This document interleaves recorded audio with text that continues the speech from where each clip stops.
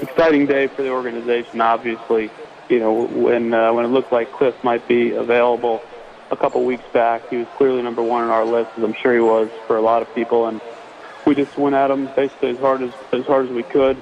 I thought Jack and his staff in Seattle did a tremendous job. They were on the right players. It was a challenging negotiation from that standpoint, but you got to give up quality to get it.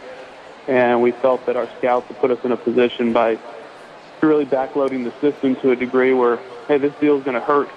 Seattle's got some good players, but we got the guy we wanted, and we felt it was worthwhile taking that chance. Help us sort out some of what went on the last few days, because the way nationally it's being taken and put out there is yourselves, the Twins, the Yankees, some others are in the mix. Then all of a sudden the Yankees have a deal that seems to be done. The Rangers up the ante, and you guys attain Cliff Lee. Is that fair to make a statement in that sense? Yeah, I don't know what happened on the other end of the phone, in Seattle's standpoint. I just know what our dialogue was with them, and obviously I knew the national reports, but we had not been willing to put Justin Smoke into the deal, and as the process went on, we put different packages together, and I thought at one point we were close with another package. I got the sense that we were probably second in this race, and obviously you don't get anything for finishing second. So we ultimately decided as an organization that as much as we loved Justin, we were going to be willing to put him in the deal. And when we did that, things moved fairly quickly towards a resolution with Seattle. I know it probably isn't looked at this way behind the scenes when you're going through it, but the way I look at it is that this is a monumental deal, not just because of what it does for you this year and going forward, but what it means. Because for so many years, the baseball world has looked at the Yankees and the Red Sox and a handful of clubs and said, these are the major players. Do you feel like this sends a message to your fan base about where the Rangers are right now?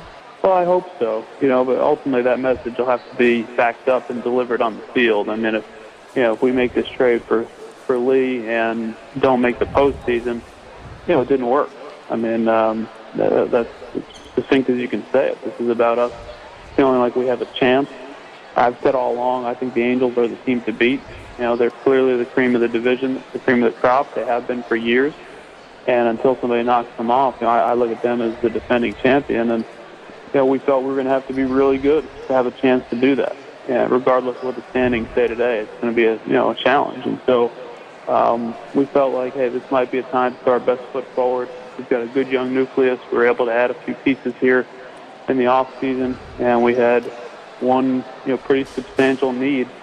Not that we don't have some other areas we can tweak, but usually a guy like Cliff Lee, people say these guys are never out there. I think the reality is the last handful of years is almost usually one of these guys out there, and we wanted to make sure he was going to be moved. We were in a position to do it. Hopefully it does send that message to our fan base, to our team, energize the community a little bit, and hopefully we follow through on it.